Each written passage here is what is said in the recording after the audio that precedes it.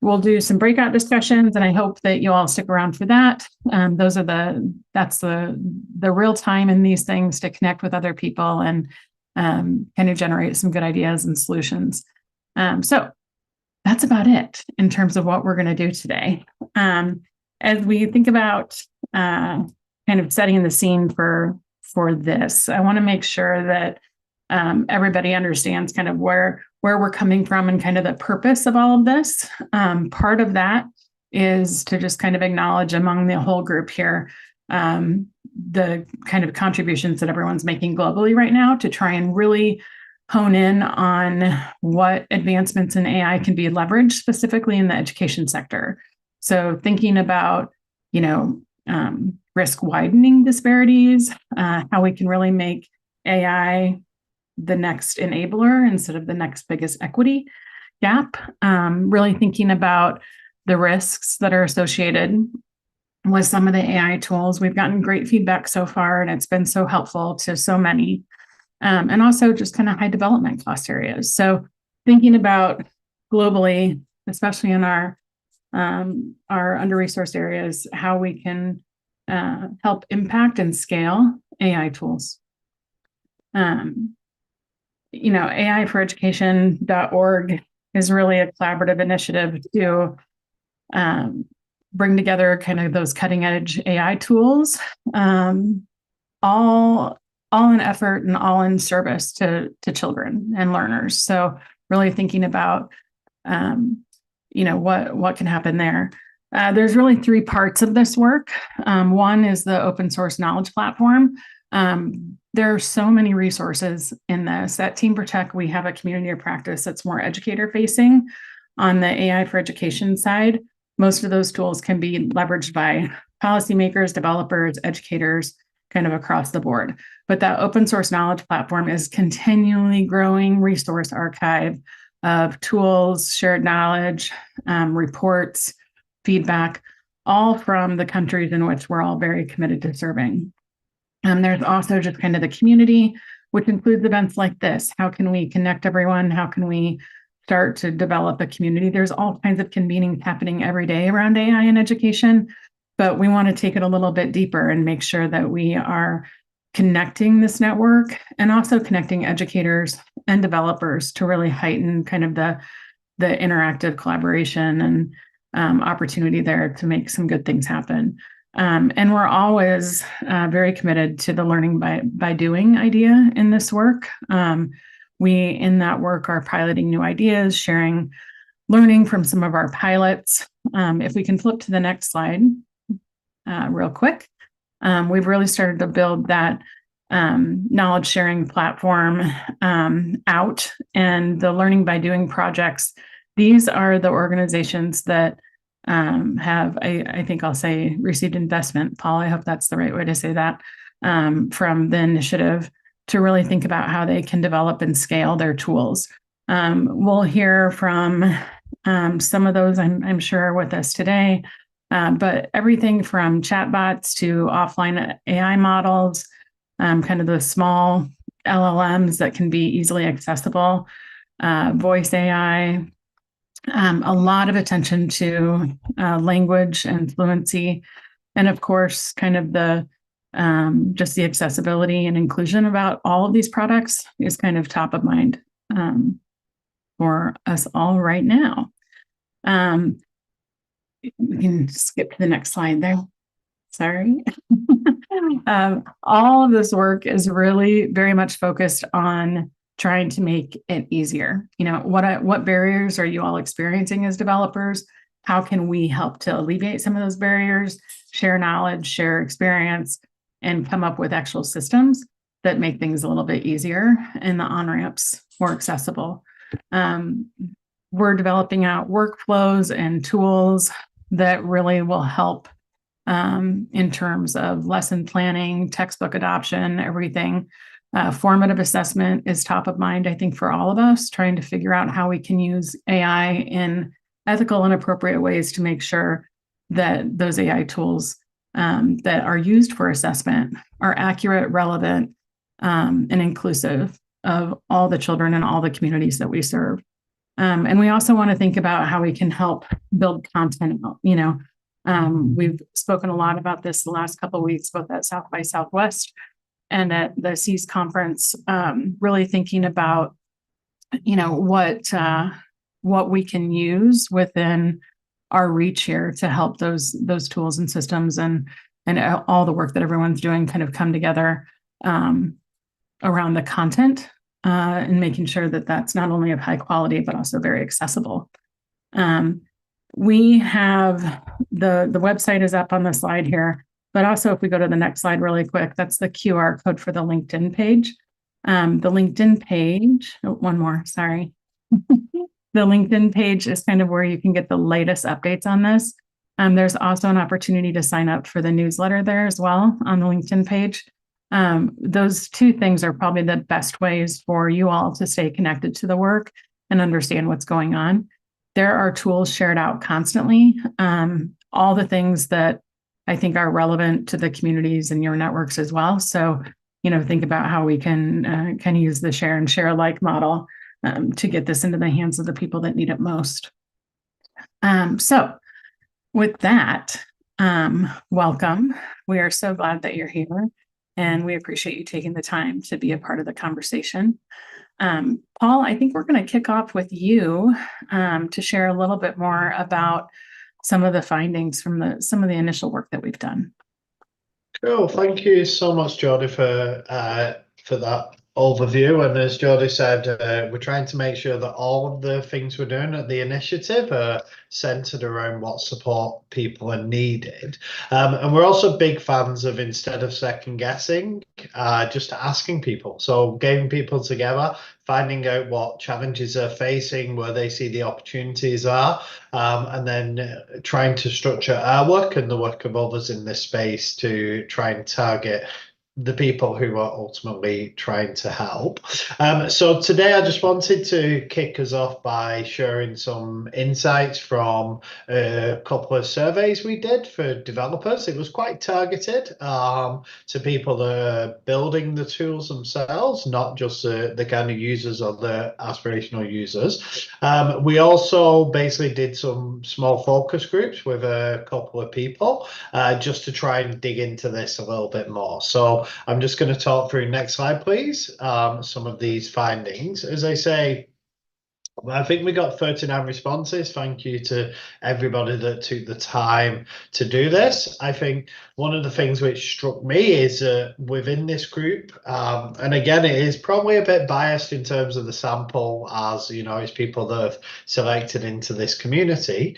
But a lot of you are focusing on foundational literacy and numeracy, which is great to see with the kind of learning crisis. And one thing we were quite pleased to see is a substantial proportion of the people were building from the countries which they were working in and residing in. So this wasn't just a kind of north-south kind of thing. This was definitely homegrown developers, and we're seeing more and more of that coming up.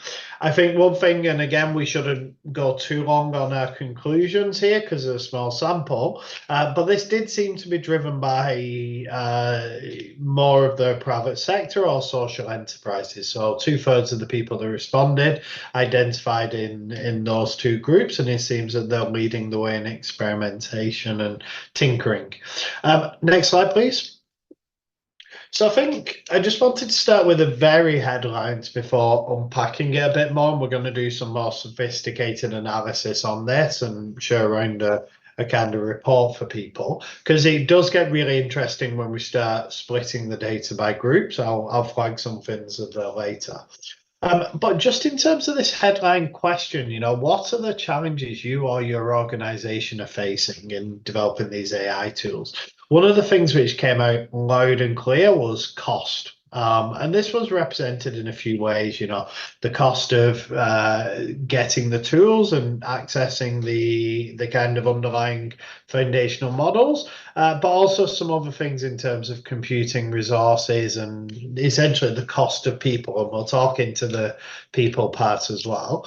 So as I say, I think 70% of the respondents listed cost as one of the top 3 concerns. Another one which came through, especially for the kind of people at the later stage of development, so the people actually with products, was this challenge of securing venture capital funding. So we heard a lot how there's increasing grant interest in this space, but this traditional startup model of venture capital backed kind of easy investment capital doesn't seem to be the case in a lot of the countries we're working in. And we can unpack a bit of this kind of market failure later and some of the potential solutions.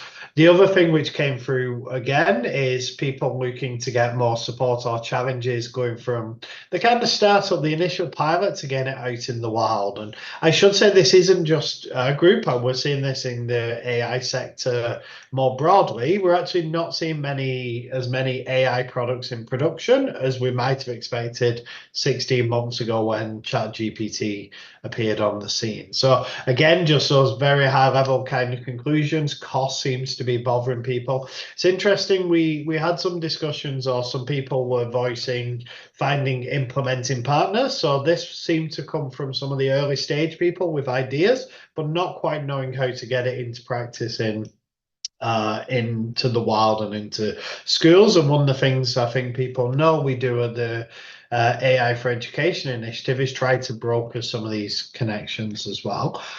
Next slide, please. So, as I say, in terms of the respondents, we got people across all stages, including some people very kindly filling it in who aren't developing AI products. But we found people who were in the very early stages. So we call them visionaries, so people that are still thinking about building AI tools, but don't quite know where to start. We also found people who were developing prototypes, so deep into the R&D space. We had innovators who were trying to think how to innovate and get stuff started. And then interestingly, we found a group of people who were either piloting or getting ready to start the pilots, the pioneers. And then we again found a third of, just under a third, 31% of this group were actually had solid pilots and felt that they were ready to scale, or were operating at scale as well. So again, we found that there's a real mix of people across all of these stages. Next slide, please.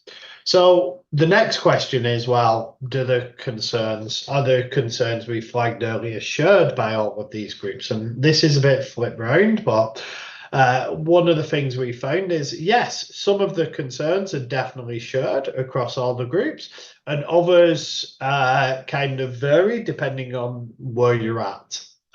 So I think I mentioned before that for the visionary group, the people who were at the very start, a lot of them were concerned over cost. So they were worried about how much it's going to cost them to use these tools. But they were also a bit concerned over the technical know-how and the availability of personnel. And it was interesting, actually, as people moved up the stage of kind of product readiness, some of these concerns kind of moved away, and they were more focused on securing the VC, the financial concerns, and just trying to do this kind of transition.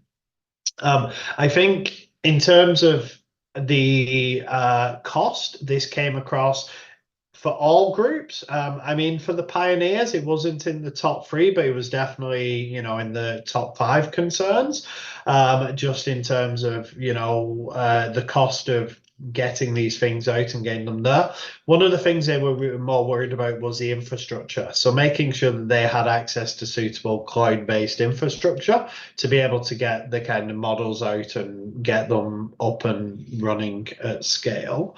As I say, it was quite interesting to see how this evolves. And I think for us as an initiative, it means that, we will have to tailor the offer depending on where people are. And it's also hopeful, that we can have some kind of peer group kind of cross learning as well. So the people that have solved these problems in terms of the implementers, if we can try and get them to think through how they can use that for the visionaries and the innovators as well. So I just wanted to unpack a little bit because basically when people say cost, it's very broad. Next slide, please. And it can mean a number of things.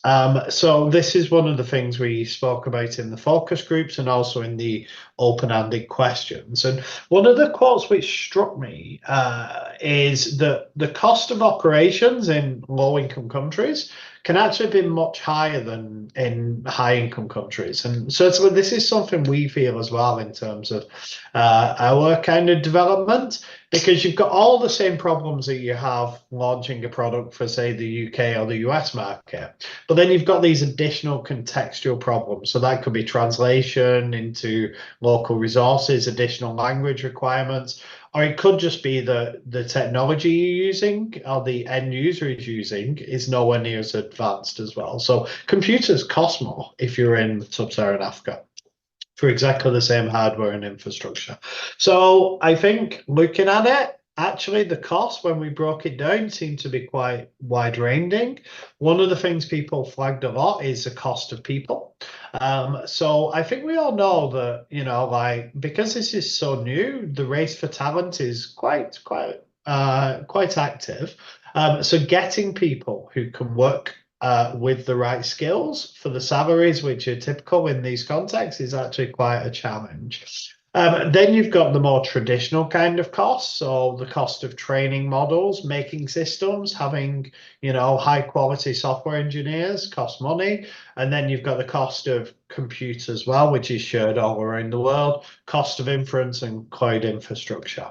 I should say here that, you know, some support is available from cloud service providers. So a lot of the major cloud providers have got startup kind of initiatives for people. So some stuff is there and it is available. But there was a lot of discussion actually amongst people in terms of how do we get lower, and we'll come into the business model. If your business model is explicitly for low income consumers or for kind of social good, how can we get lower inference costs? So can we gang up basically as a community and then get some shared inference to lower the costs? Next slide, please. There was a lot of discussion around, you know, just technical support and guidance. Quite reassuring, I have to say, for someone that's managing an initiative that aims to provide this.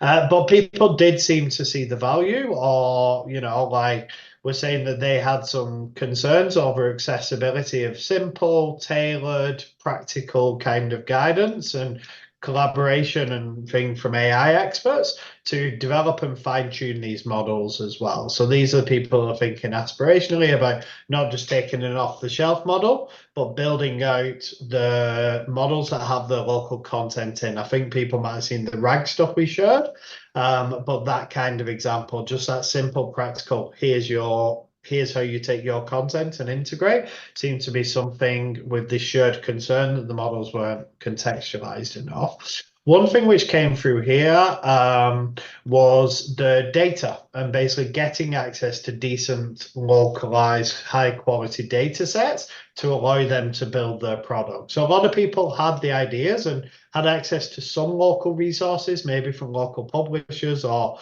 local kind of training guides, but they wanted access to a bigger, more structured thing because they said the cost of kind of cleaning this up and getting it high quality was quite high. So there was definitely kind of concerns over this kind of support and knowing what to do. Next slide, please. And again, this is something I think that's unique to our community, but there's a lot of kind of discussions and concerns over sustainable business models. So a lot of people here were helping to serve the poor, and they found it really challenging to basically develop this business model where the product is free to the end user. And I think this is something we've come across as well. A traditional SaaS model where you end user, your consumer can just buy your product is actually easier to influence.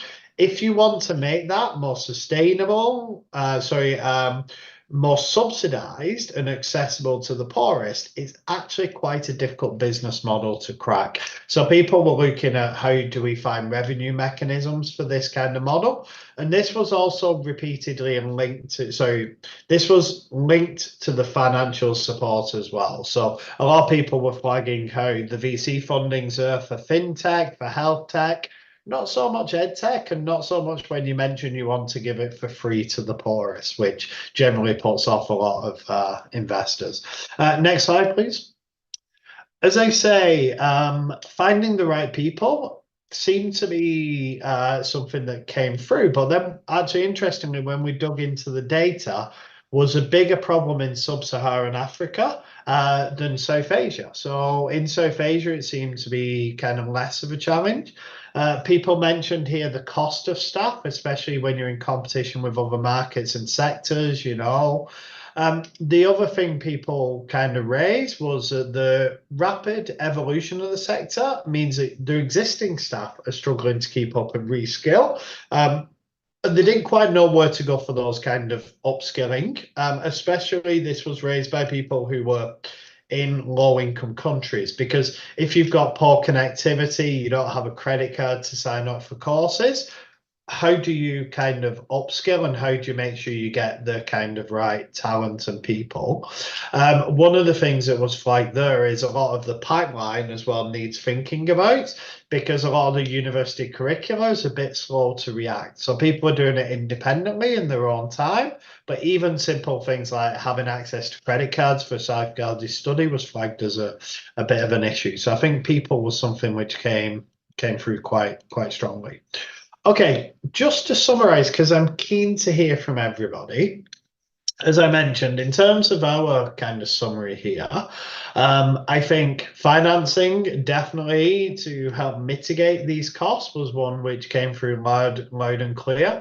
Interestingly, people did realize that, you know, just having solely grant funding is not necessarily a good outcome for, certainly for people who are looking to run these as a sustainable, viable business. So basically, a lot of this came through this kind of early stage grants, later stage investments, and then some support in terms of the business model, especially when they're trying to do it as a social enterprise for stuff for free.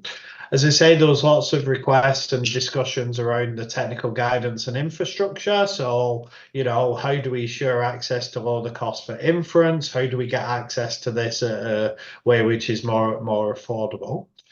Finding people came through very strongly, or how do we upskill the existing staff? And then there's a few other bits in terms of the brokering partnerships. This is coming back to the implementing partner kind of concerns from the early stage people. And I think this is basically maybe even matching for people who are and we did a parallel survey actually of educators, but matching the people together, the people with products and ideas, the people that are happy and willing to pilot, I think is something which people were looking for as well. And then finally, there's a lot of stuff on the broader ecosystem, which we haven't discussed today, but just in terms of how the regulation can help or hinder or shape the kind of operating environment. So, for example, if your data protection rule says you can't export data out the country, you can't use cloud systems unless there's a cloud system in your country, and that rules out a lot of sub-Saharan Africa, unfortunately. So I think there's some concern here in terms of the ecosystem evolution and regulation as well, and how do we shape that to help make the innovations go forward while at the same time protecting privacy and such.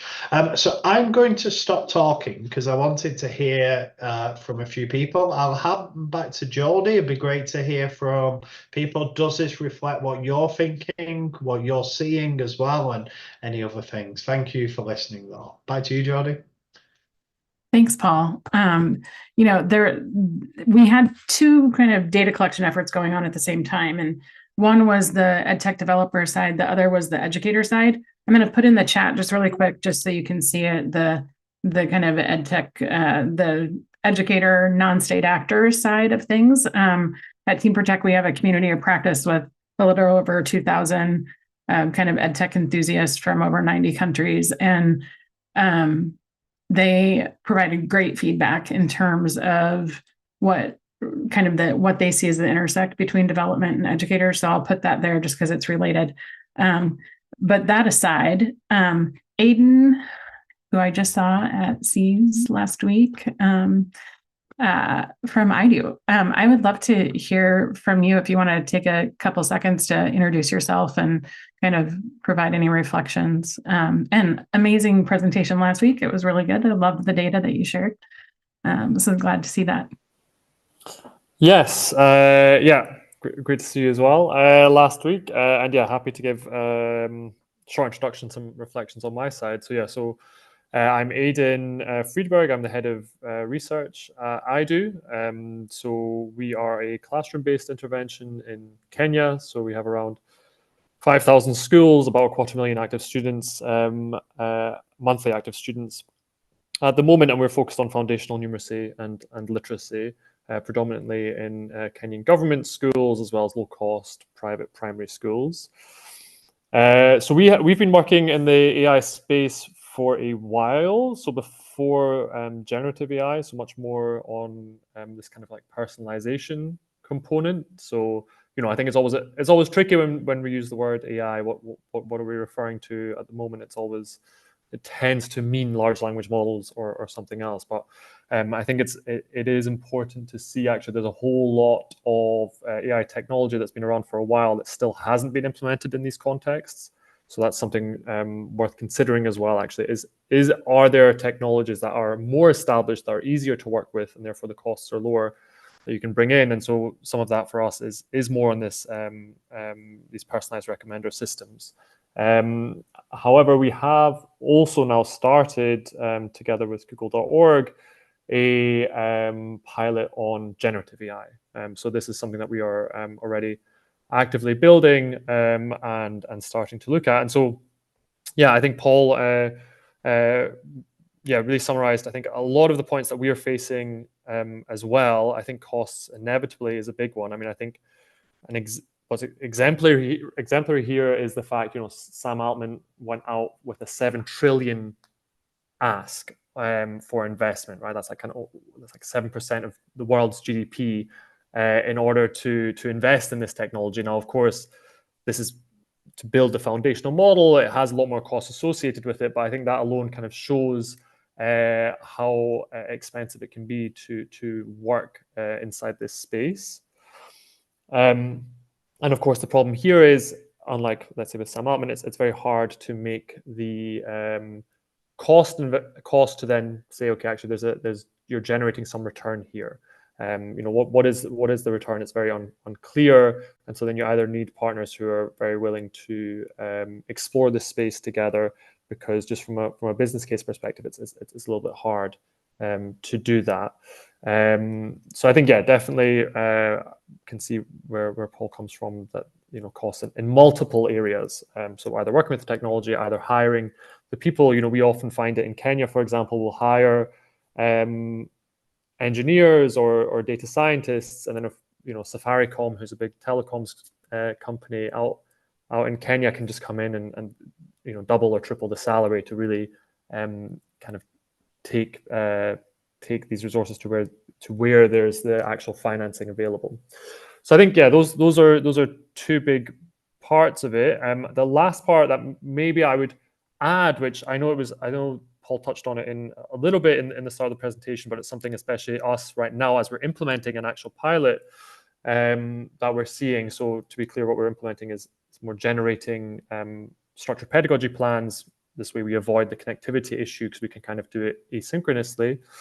But here, a big thing is safeguarding, right? So how are we ensuring that what we're producing is safe?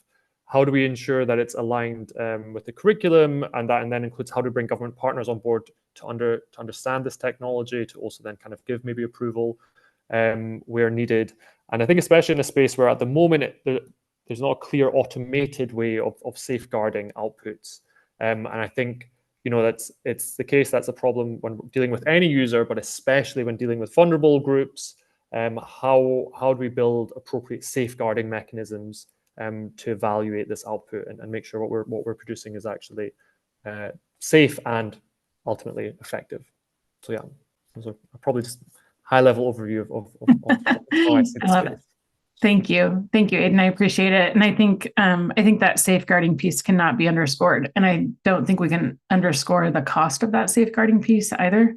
That's a huge thing that I think we all need to be very cognizant of. Normal Patel. I think you're here. There you are. It's good to see you. Would love to hear some of your reflections about what Paul shared and some of the, key challenges you all are facing. Sure, yeah.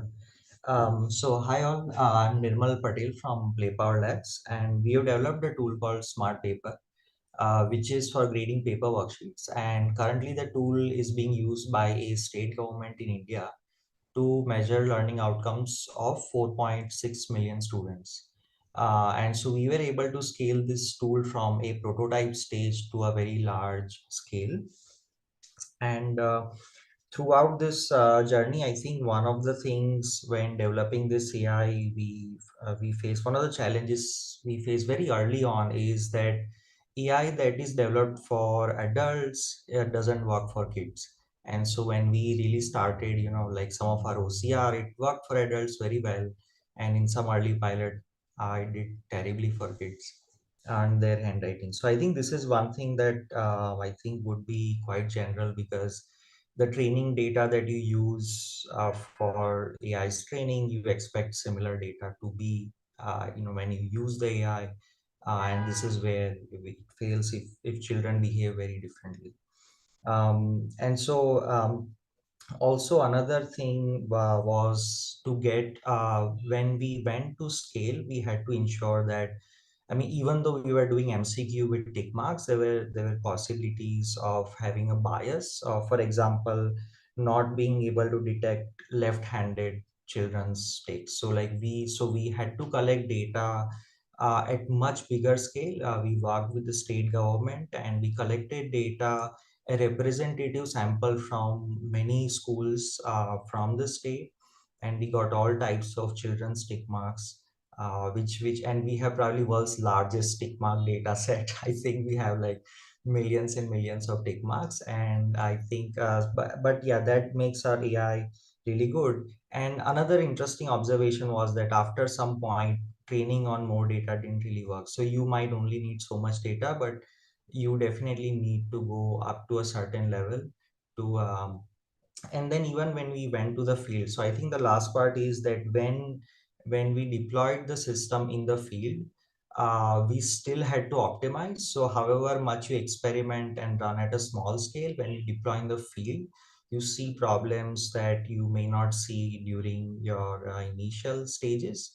And so we had to continuously monitor the data and optimize the system and ensure that outcomes were better, or even send communication in the field on how to use the system by observing the user. So we continuously observed our users, how they use the product, and then we try to improve it. So I think this was at implementation stage, which was fine. These are a few points I wanted to share. Thank you. I love the attention to implementation there. I think that is probably one of the most significant challenges. And, we need to underscore that continually, just how everything folds out and rolls out. So thank you for that so much. Daniel Omasula from Jihabi. Are you here? I see your robot there. I know we've had connection issues regionally. Yeah. Great. Hi, I'm Daniel, from Kenya. I'm from Zitahidi AI. We're a Kenyan edtech, and we work with other edtechs to help them build AI in their applications. So one of the challenges that we've run into is the lack of let me say talent or skill by traditional developers, getting them to build or adapt or get them to build these solutions into their existing edtech solutions is a challenge. Also financing. The models are quite expensive to run, especially if you want good models. And then evaluation and benchmarks on performance is also quite a challenge. So there are some results that will be very good, and then others will not be as good. So we're still working around a way of evaluating that, but currently it presents as a challenge. yeah, that's largely a lot of the challenges on this side. Yeah. Thank you. Daniel, can you tell us a little bit about your work and what you guys are working on right now?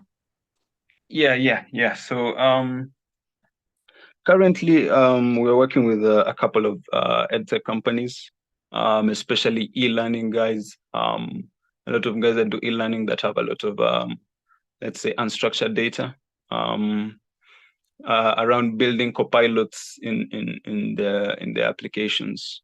So we're working with Easyalimu, we're working with a couple of other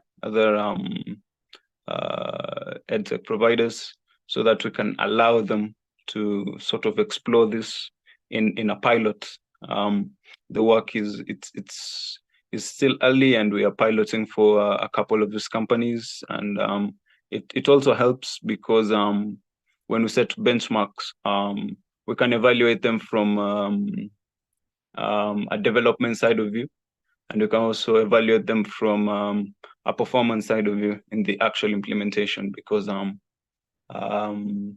edtechs will know how their students are responding to that, and then we can also see from how the models and sort of like the response and the feedback, especially with the new solutions in evaluating how models respond in terms of accuracy.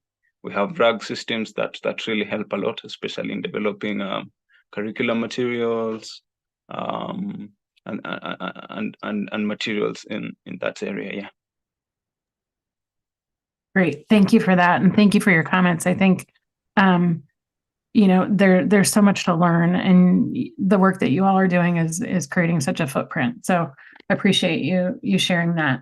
If we can go back to sharing screen real quick, and we'll talk about breakout rooms while that comes up. We're going to take about 25 minutes to just have a facilitated conversation in our breakout rooms. There's 4 topics, and Siren, they're selecting their own topic. Yes?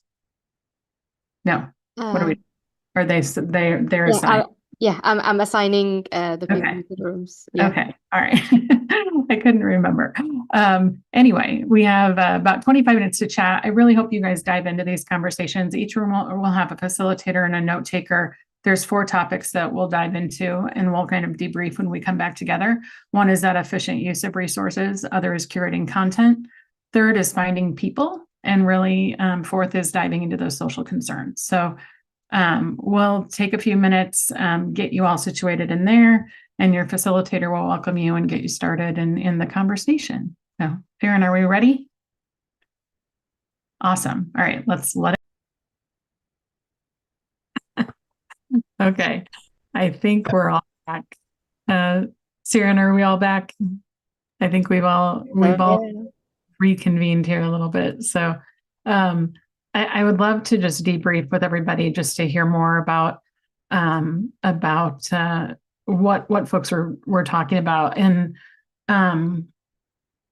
Ali, I didn't know if you would want to recap our group that talked about kind of finding people. Where'd he go? Oh, there you are. Thank you. Yes, I think one of the questions revolved. I think it was about incentivizing developers to get into the AI with the educational slant. And we talked about, I think a lot of people in this group could relate to it, because a lot of impact educational projects don't necessarily provide short-term economic incentives, especially if they concern the teacher side. I know a lot of markets, that's where the true needs lie, on interventions that could amplify the teacher's performance, but they're very hard to monetize. And so it's really hard to get the right incentives for people to roll up their sleeves for those projects. But we talked about that from the development community. I think my personal experience is that I get a sense that a lot of people are anxious about whether or not their their expertise are going to be obsolete very soon, and they're looking for ways to skill up. So if there were bodies, or if there were resources that could offer them more up to date, more poignant skills in terms of in the AI space, oriented towards education, that would provide them with certificates, accreditation. I think I know a lot of people in my team would really embrace that in absence of economic incentives. That's one thing we discussed.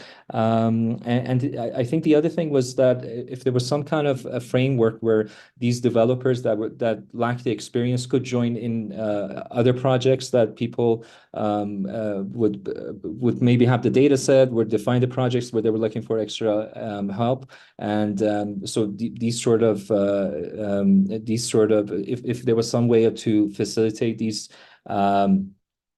group ups, that would also that would also be very helpful. I hope I didn't miss anything else, Jody. I think that was great. Asya, I know time-wise, it's probably late there. It's either very early or very late. Would you mind recapping for us on your discussions? Sure. So I was in one group, and then I was moved automatically to another group where we were talking more about things like what order should we be creating solutions in. So, for example, formative assessment is a strong use case for improving educational outcomes. But to design formative assessment, should we be relying on English language data and evidence available, or should we be looking at languages, going to the L1, the first language, and creating resources there? But the tension becomes, if there isn't enough high quality guidance and text out there on formative assessment, then you won't be serving the needs of the pedagogical case well, even if the language case won't be. Then we also had a discussion about what it takes to translate texts, and Cormac shared some advice and guidance available from OECD. But also when you are producing text to, for example, for literacy assessment, if you're producing text and then producing questions, then things literally will get lost in translation. So how do we train data sets for it?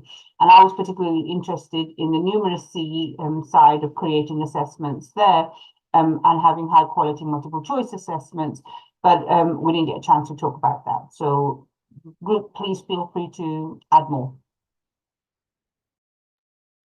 Anyone else from Asia's group that would want to chime in at all? Simon, you're here. Are you still here? Simon Richmond? I'm going to call you out. Yes, I'm still here. All right. Do you want to, I'd love for you to share what your group talked about. Well, what our group did was listen to Colin Brown.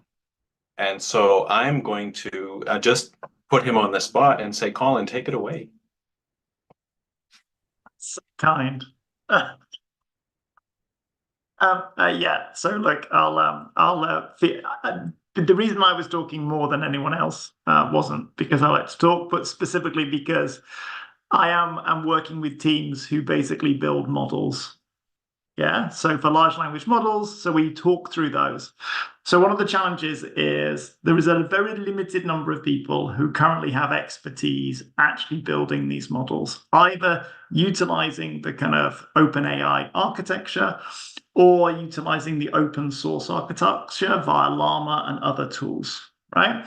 So the challenge that I have, because I'm at the moment in the group, I was the only one building them, is accessing a small number of people who have the expertise and have been working on these models for 2 or 3 years, not 2 or 3 weeks or 2 or 3 months, and ensuring that I intellectually spread these across 3 or 4 different projects. Yeah.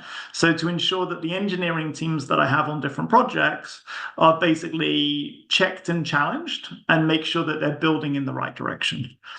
And we came to the conclusion generally in the group was that there is huge opportunity to really deliver on the promise of education, utilizing these forms of technology. But at the moment, because we're on that kind of, it's so new, there's limited expertise of people who actually know what they're doing in terms of building the architecture and growing these opportunities. So that's the bit of the challenge, right? It's not that people aren't willing, and it's not necessarily at the moment that the cost is too high. The cost at the moment is actually relatively low. It's the fact that we don't have enough architects, want a better word, to help design the houses the right way at the scale that we need them. Good. I feel like I should say, Simon, do you have anything to add? Just checking. Just checking. Just checking. That's okay. Let's see. Beth Stark, you're still here. Would love to hear anything that you guys talked about. I'm still here and I've learned how to unmute this meeting.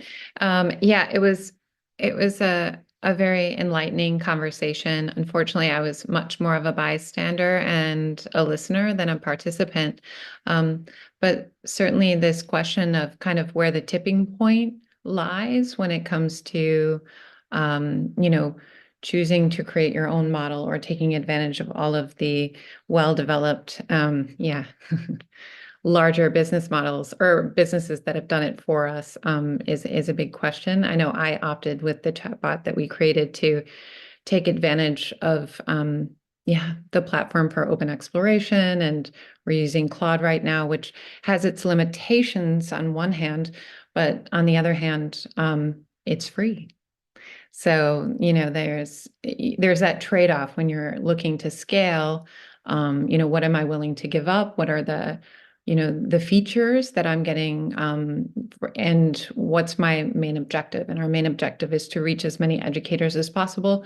And we know that if we, give up zero cost to go the other direction, it's going to mean that we have to really reimagine our original goal. So I ended up talking about myself, but I do want to say that there was a lot of really wonderful contributions. And I did also want to point out that the work that Ben Blaine was also highlighting, his project in South Africa, and the challenges that he faces trying to, as I codify, the literacy skills of students is, just another one of those in the trenches challenges for educators that takes up so much time and energy inside of schools. So it just gave me, new hope about not just solving problems, but using AI and leveraging AI to actually allow educators to reallocate their time and resources, and therefore amplify best pedagogical practice instead of doing so much scud work that can be done for them. So thank you for sharing that. Thanks. Ben, do you have anything you want to chime in on? On the spot. Thanks for the shout out. It's been great for me personally to go into Limpopo, into schools, sit with kids, get them to use the things that we're building, get them to completely break them and be like, oh my word, this is never going to work. And then to fix the things that they're struggling with, and then they start using them. We're now trying to label the data. We've got like whole teams of people labeling. We're doing a reading app, so the audio that kids are collecting. And it's like, just like the process just keeps expanding, and we're trying to stay lean and really deliver value to kids. But I mean, having 6 kids stand in front of you at the end of the day saying, can we do this more? We just want to learn. And our app is a reading assessment app. So it's like kind of weird. It's like, I never wanted to keep doing tests after I finished them. So for me, this is very strange. Very hungry to learn reading, very hungry to learn English. And this is like grades 1 to 3, 6-year-old kids. So it's very inspiring, and I'm just very grateful to be part of this actually. And thanks for the shout out. There's some other stuff, interesting stuff in our group as well. And good to be part of this. Thank you.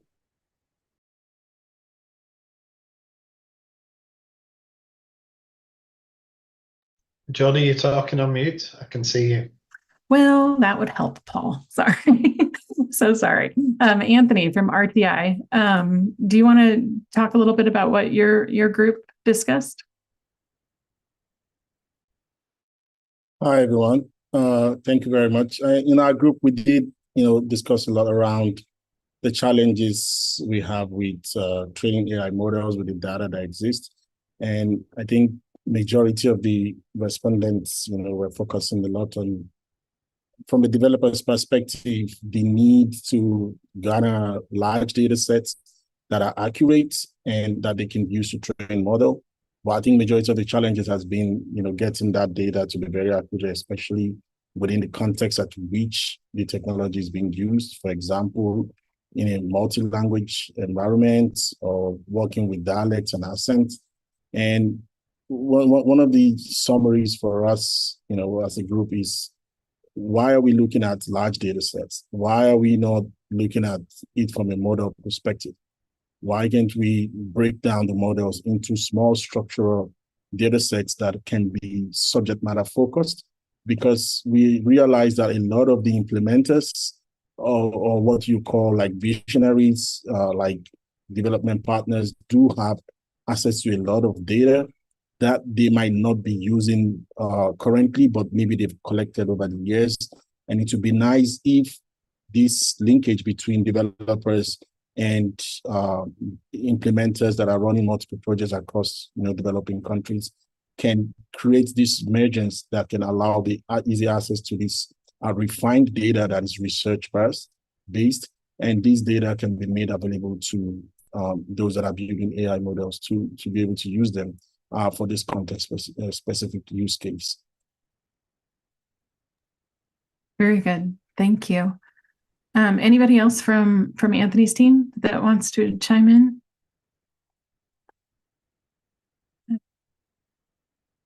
Okay.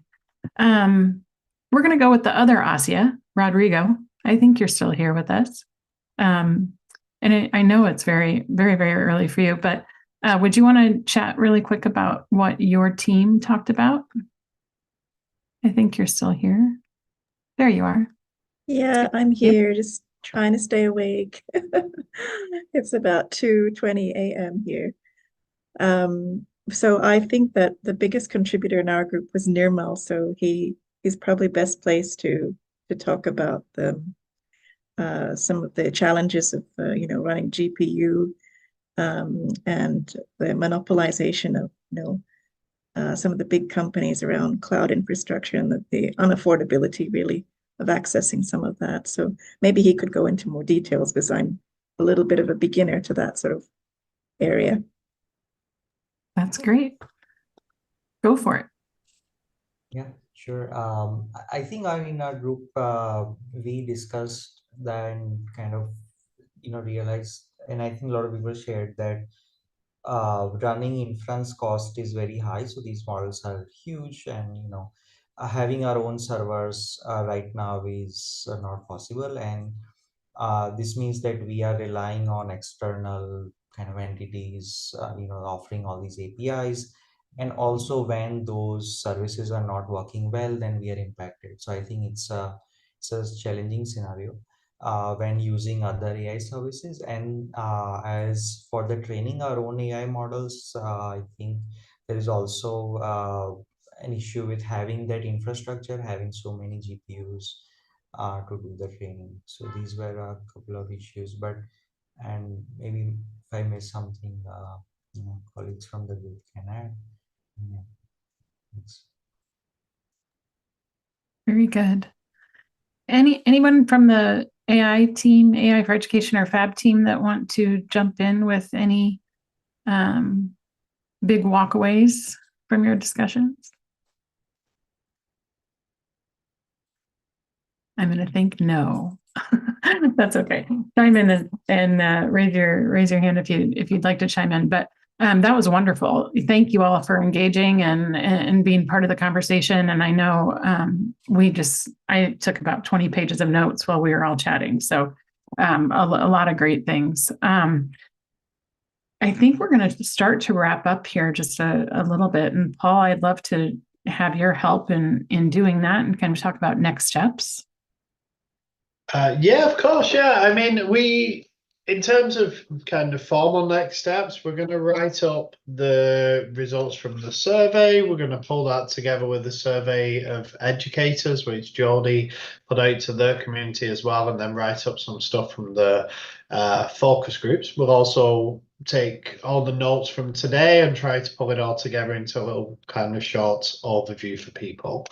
I think in terms of the next steps for the initiative, as everyone knows, we're just getting started here. So the website is coming to life. We need to get a bit more stuff on there. We've been getting stuff out on LinkedIn as well, as and when it kind of becomes ready.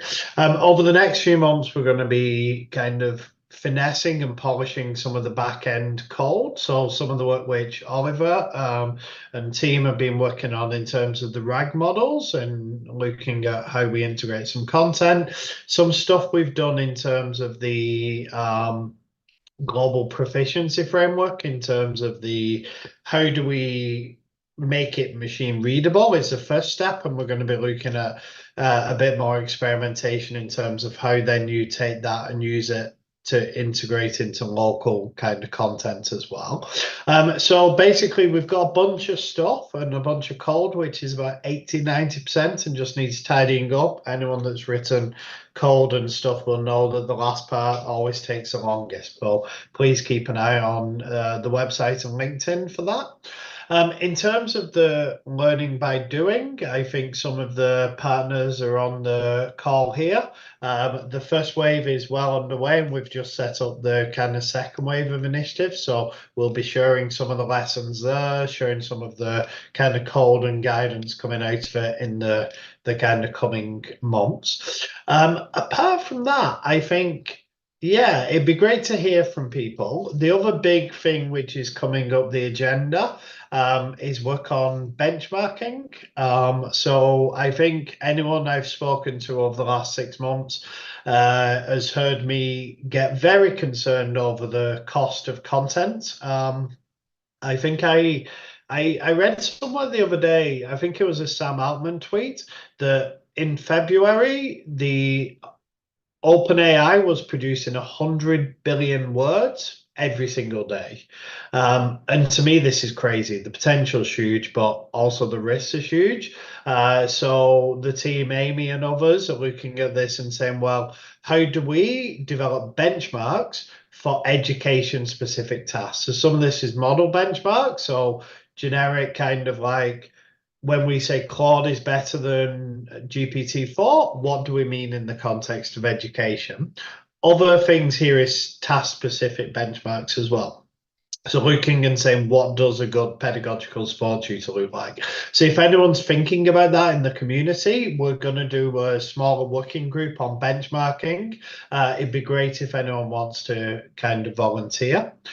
Finally, the other big thing we're going to be thinking about is this content curation piece. So we're going to try and step back and say, well, you know, the foundation of all of these models is good, high quality content going in.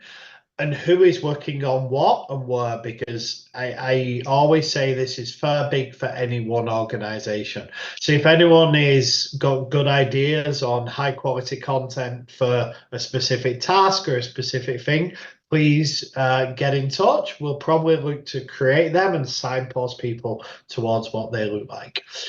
So yeah, lots going on. We've got a few events coming up as well. We're going to be at the AI for Good event in Geneva. We're going to be talking to another thing. We're going to do an event with Brookings in April. We're going to basically continue some of these discussions. So again, if anyone, you know, knows of anything or wants us to be part of anything, please reach out. If people have got good things to share, send them in so we can kind of circulate them amongst the kind of community as well. Anyway, yeah, so that's it from me. As I say, we'll try and get this written up as soon as possible. And thank you so much for your time. Jodie, back to you. Thank you. I also want to mention, Paul, I'm going to put my email in the chat here. We have a great opportunity to present and talk with the OpenAI community, which is another network, and we'll be presenting there in May and then also in June, specifically about non-state actors. So if anybody is interested, this is the type of group that should be part of that. So if anyone is interested, just email me and we'll get you onboarded and into that OpenAI community as well. So, but thank you all for being here. Thank you for taking the time and contributing so much. And I think, Andrew, you put a litany of links in the chat, which are all wonderful resources. So keep an eye out on the LinkedIn page for more, and we'll hope to see you again soon. Thanks, everybody. Thanks, Jody. Thanks all. Great to see everyone again.